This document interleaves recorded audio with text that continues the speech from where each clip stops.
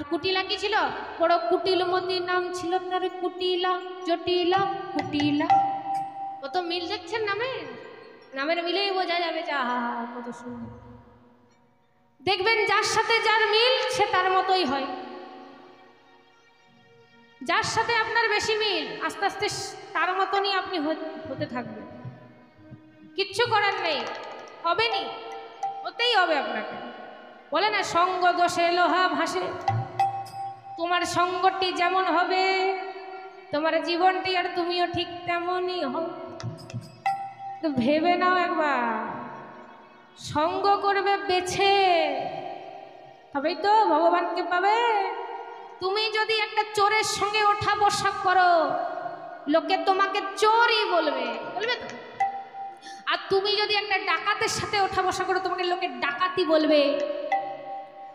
ঠিক তেমনি আমরা যদি একটা সাধুর সঙ্গে ওঠা বসা করি লোকে বলবে না এই তো সাধু সঙ্গ।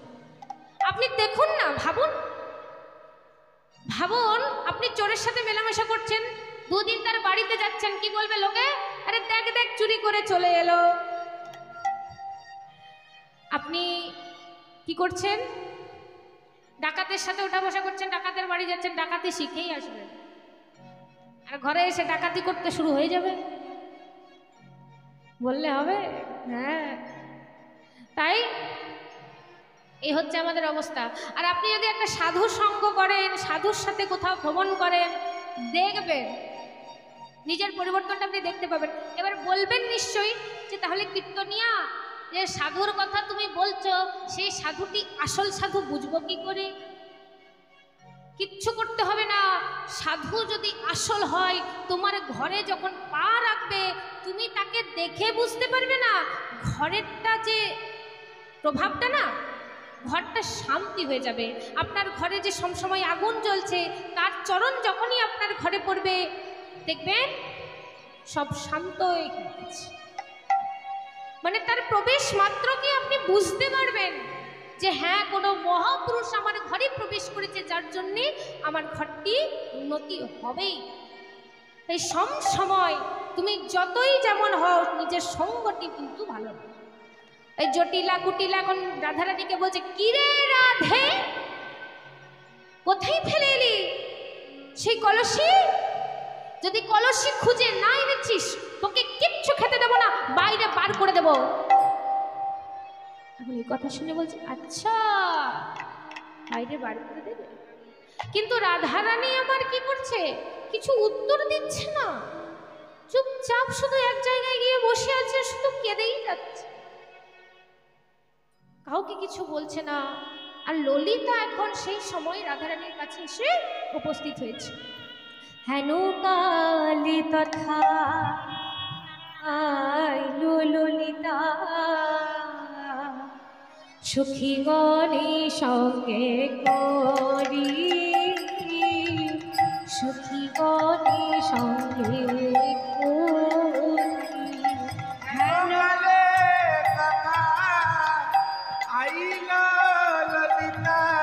সখীগণে সঙ্গে করি, সখীগণে সঙ্গে করে। হেন কালী কথা আইলো ললিতা, সখীগণে সঙ্গে করি, সখীগণে সঙ্গে করি। হেন কালে তথা আইলো ললিতা, সখীগণে সঙ্গে করি, সখীগণে সঙ্গে করে। দেখি বিনোদিনী লুটায় অমনি, দেখে বিনোদিনী লুটায় অমনি, দেখি বিনোদিনী লুটায় অমনি, দেখি বিনোদিনী লুকায় অমনি, নীল গলাতে ধরে, নীল গলাতে ধরি। দেখে বিনোদিনী লুটায় অমনি,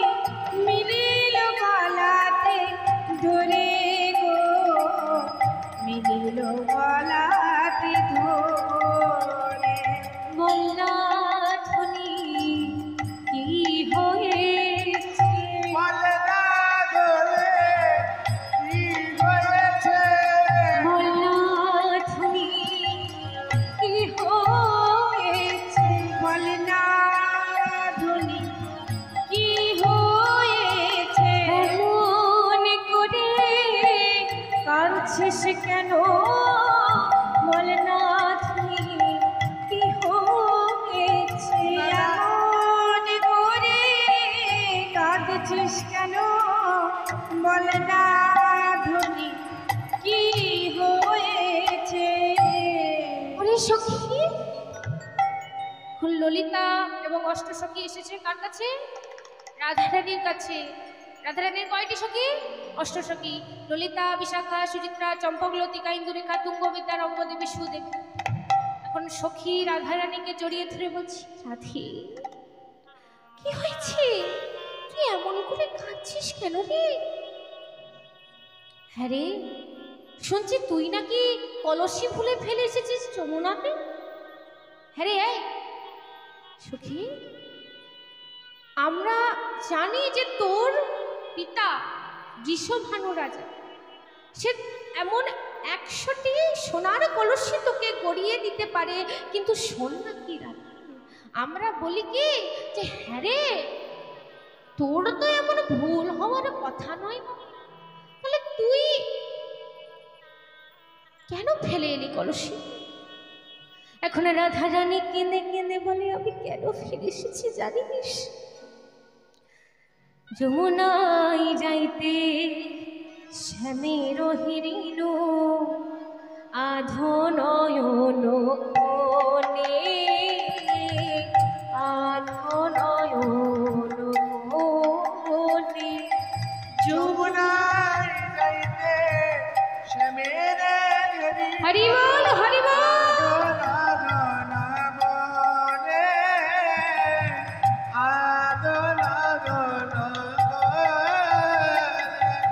সেই হইতে মোর কি হইল ব্যাধি, সেই হইতে মোর কি হইল ব্যাধি সেই হইতে মোর কি হইল ব্যাধি। ওরে ললিতা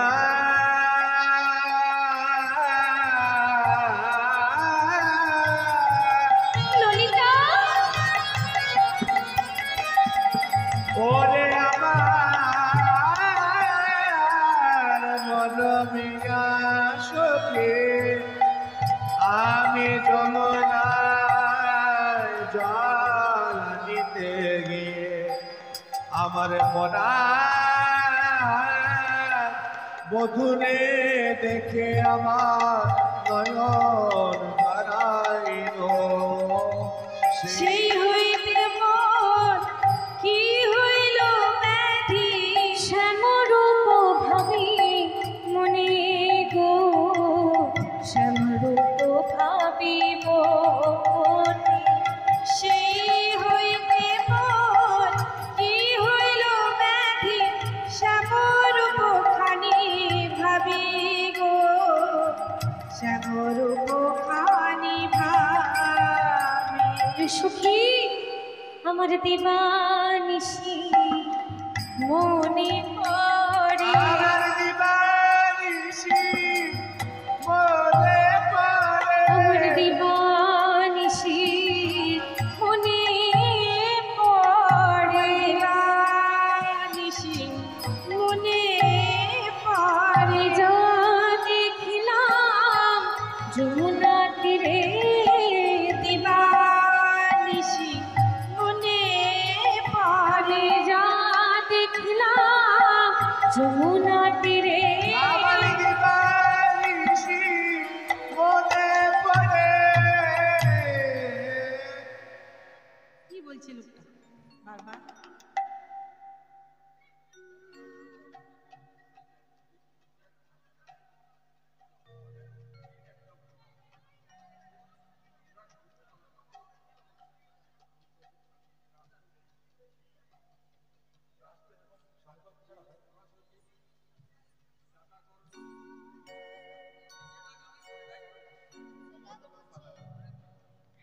জয় রাধে, আমি মায়েদের কাছে জিজ্ঞেস করতে চাই এতক্ষণ ধরে কি লীলা হচ্ছিল, বলো গো।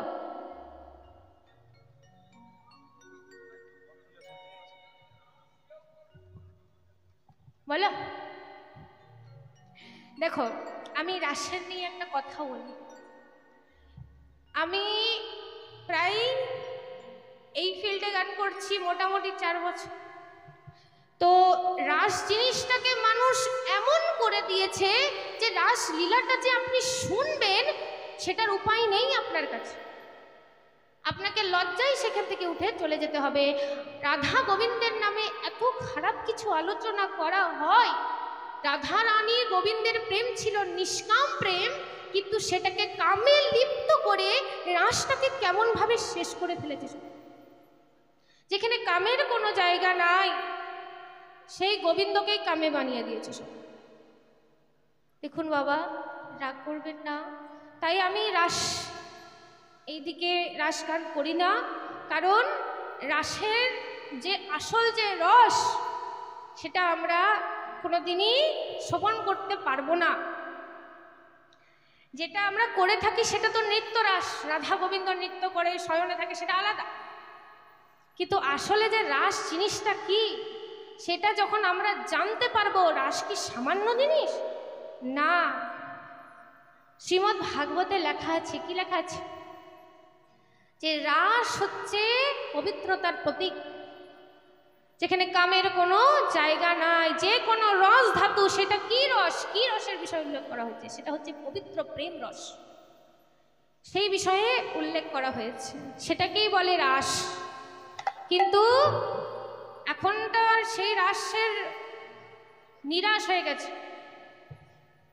যাই হোক, ক্ষমা করবেন। লীলা কি করছিলাম এতক্ষণ? আপনাদেরকে কি শোনাচ্ছিলাম মায়েরা? ভগবান শ্রীকৃষ্ণের রূপ বর্ণনা বলেছি তো। আর লীলা শুরু হওয়ার পরে তখন আর কিছু করার নেই। এখন যেটা শুরু হয়ে গেছে সেটা নিয়ে আর কিছু করার আছে কি? আর কিছু করার নেই। যাই হোক, রাস হয়নি। রাসে সবাই উলট পালট ভাবে সেজে পড়ে গেছিল গোবিন্দের সাথে দেখা করতে। এখানে ভাবে সবাই সুন্দর করে সেজে গুজে গোবিন্দের সাথে দেখা হবে, আর সেখানেই মিলন হবে। বুঝলেন?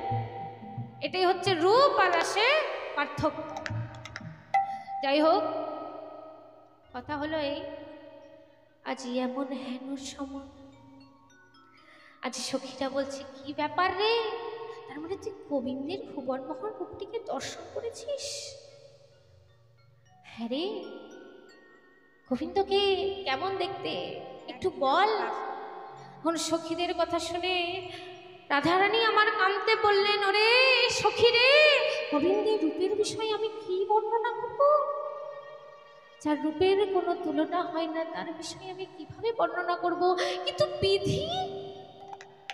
বিধি কত বড় নিষ্ঠুর দেয়, আমাকে দিল তো দিল দুটি মাত্র নয়ন দেখ ভগবানের গুণ কীর্তন করার জন্যে।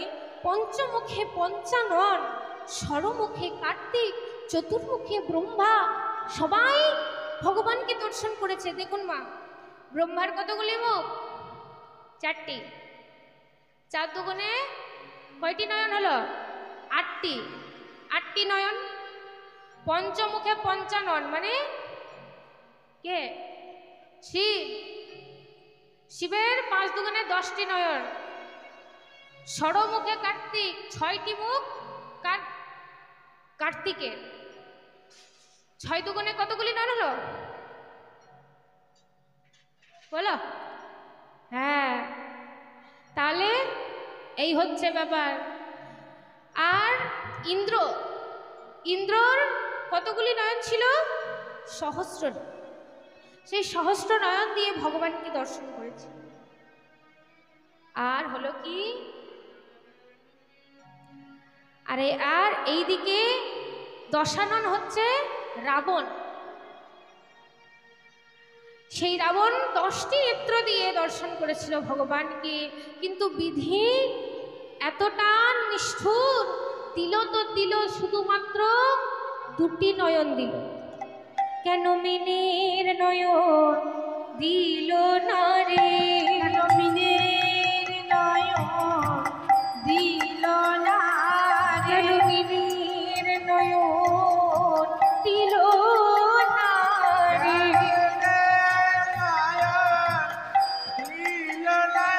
আমি অপলোকে যে থাকো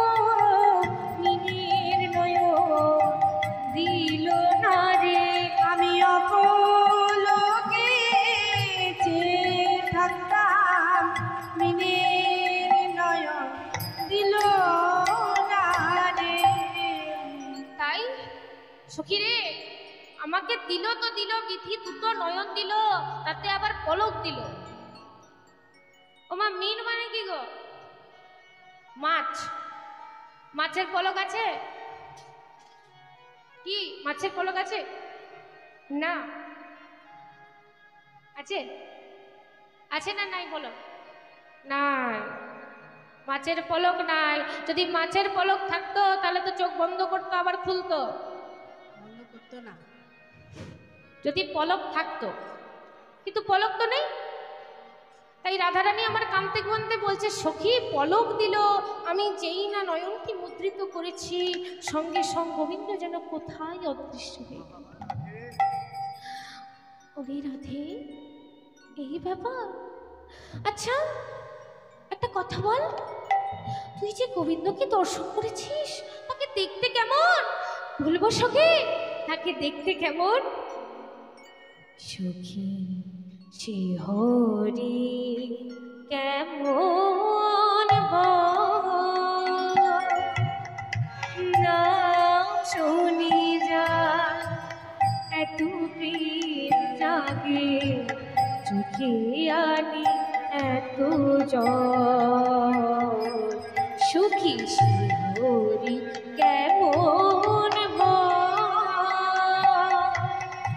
নাম শুনে যার এত প্রেম জাগে, চোখে আসে এত জল। শ্রীহরি কেমন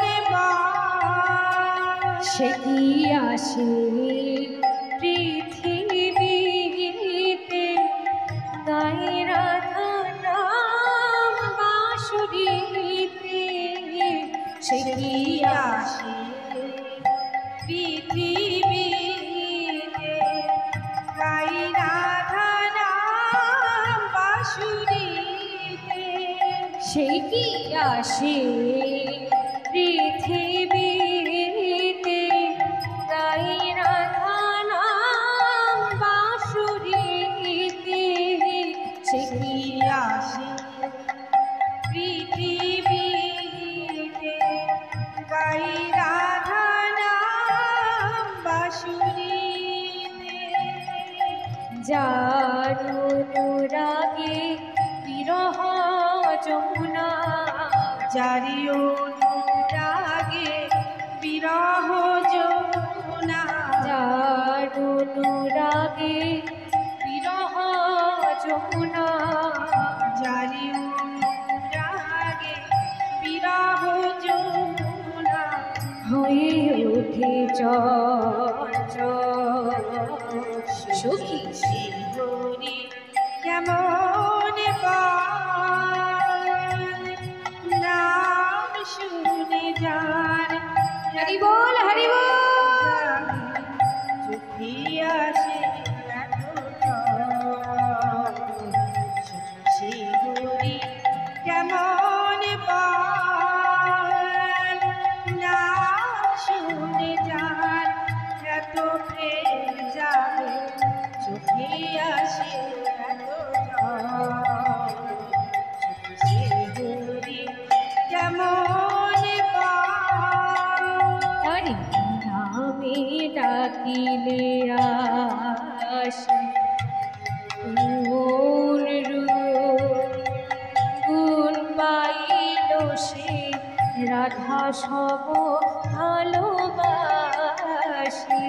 তারি নামে বলো না ডাকে, কোন রূপ, গুণ পাইল সে রাধা সম ভালোবাসে। সখী শুনেছি সে নাকি কালো, তবে কেমনে সে দয়ালো।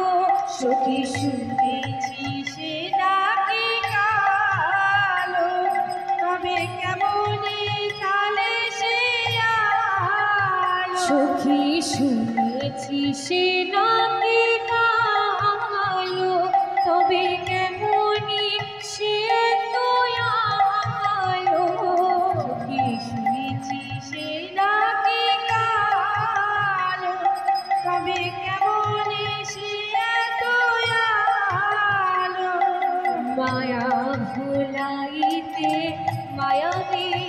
ডাকি মায়া ভুলাইতে মায়া বেশে ডাকি মায়া ভুলাইতে মায়া বেশে ডাকি মায়া ভুলাইতে মায়া বেশে ডাকি করে গো মায়ার ছল সখী শিহরি কেমন বল না শুনে যার এত প্রেম জাগে চোখে আসে এত জল শিহরি হরি বল হরি বল হরি বল না শুনে যার এত প্রেম জাগে চোখে আসে এত জল শিহরি কেমন ওরে সখী যার রূপের বিষয়ে বললে চোখে এত জল আসে তার বিষয়ে আমি কিভাবে বলবো সখী জানিস রে তাকে দেখতে কেমন যেন তোমার কাছে চাঁদ ফেলেছে তোমার কাছে চাঁদ যেন তোমার কাছে চাঁদ ফেলেছে তোমার কাছে চাঁদ ফেলেছে মুহুরু মাধুরী তোমার কাছে চাঁদ ফেলেছে মধুরী রূপ এমন যেমন তোমার কাছে চাঁদ ফেলেছে।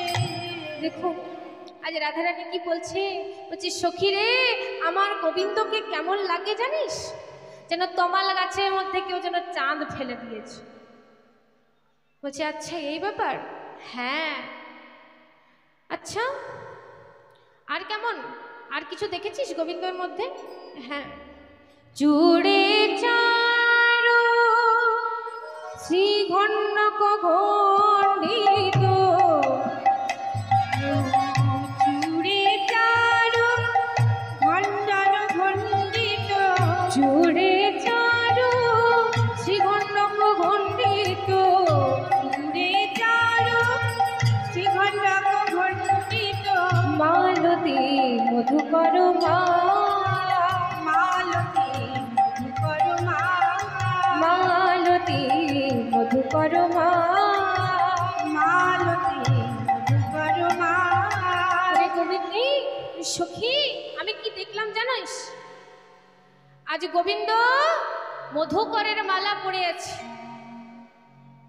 আচ্ছা মধুকর হ্যাঁ আমার সখীরা বলছে ঠিক আছে আগে তুই একটা কথা বল তুই যে বলছিস যে গোবিন্দের রূপটা নাকি চাঁদের মতো হ্যাঁ রে চাঁদের তো কলঙ্ক আছে তোর বধূর কোনো কলঙ্ক আছে নাকি রে বলছে বধূর কলঙ্ক বধূর কলঙ্কের বিষয়ে আর কি বলি রে বধূর তো কোনো কলঙ্ক নাই কিন্তু আমার বধূর প্রেমে যে একবার পড়েছে সে একটু একটু করে কলঙ্কিত হয়ে গেছে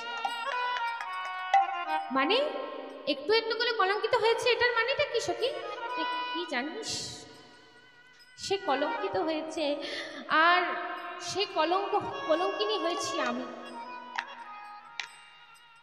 সত্য যুগে ছিলাম আমি সত্যে নারায়ণী সত্যনারায়ণী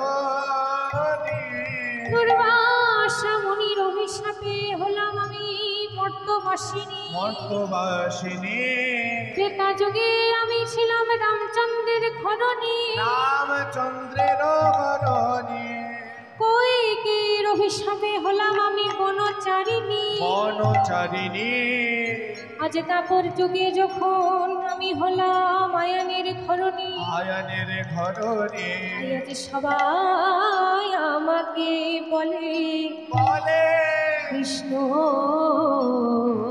কলঙ্কিনী কৃষ্ণ কলঙ্কিনী বলছে কি যে আজ সবাই আমাকে বলে কৃষ্ণ কলঙ্কিনী শুধুমাত্র তার জন্যে সত্য যুগে ছিলাম আমি সত্যে নারায়ণী আর দুর্বাসা মুনি যে আমাকে অভিশাপ করেছিল না আমি মর্তবাসিনী হয়ে গেছি।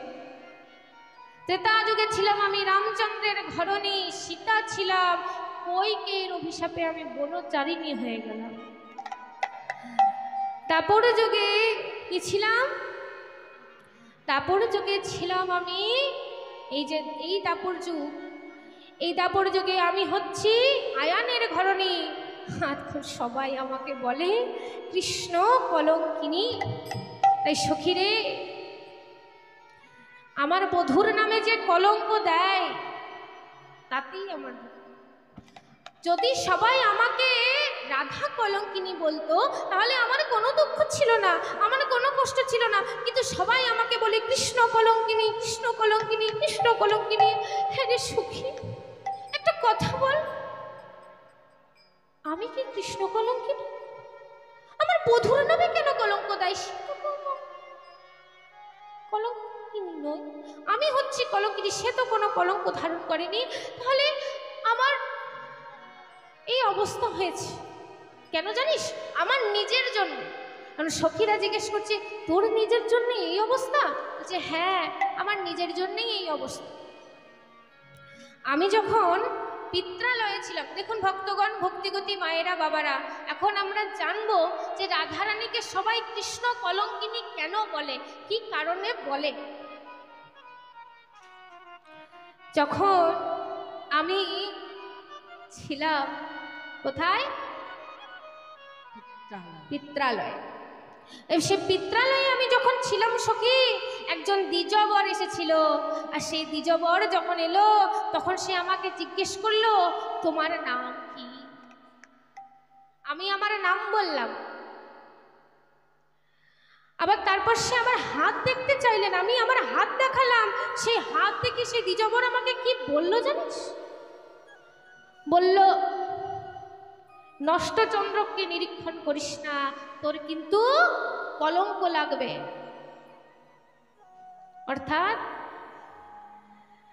দেখবেন গণেশ চতুর্থীর দিন একটা চাঁদের উদয় হয়, সেই চাঁদটা হচ্ছে নষ্টচন্দ্র। সেই চাঁদের দিকে যে দর্শন করে তারই কলঙ্ক লাগে। ভাদ্র মাসের শুক্লপক্ষে চতুর্থী চন্দ্রমা কদাচিত না হেরিও শোনো বলি রামা। অর্থাৎ নিষেধ করে বারবার আমাকে বলেছিল সেই নষ্ট চন্দ্রকে নিরীক্ষণ করিস না, সেটা হচ্ছে নষ্ট। যে কোনো কুমারী মেয়ে যদি সেই চন্দ্রকে নিরীক্ষণ করে সে কিন্তু কলঙ্কিনী হয়। আর আমি সেই তার কথা, সেই দ্বিজবরের কথা আমি লঙ্ঘন করলাম, আর সেই নষ্ট চন্দ্রকে আমি নিরীক্ষণ করলাম।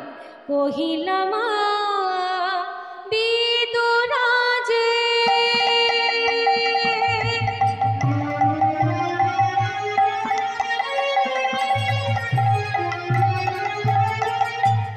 চোর করে পানি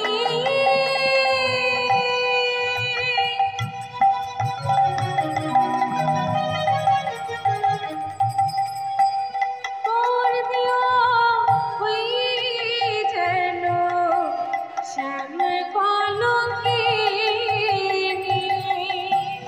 কহিলাম বিদুরাজে হরি বল, হরি বল, হরি বল।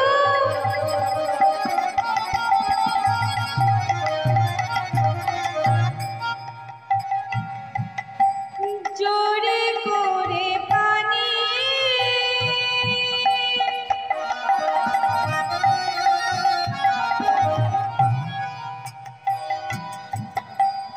বর দিও হই যেন শ্যামে কলঙ্কিনী। শ্যামে কলঙ্কে যেন কলঙ্কিনী হয়। কলঙ্কে যেন কলঙ্কিনী শ্যামে কলঙ্কে যেন কলঙ্কিনী হয়। কলঙ্কে যেন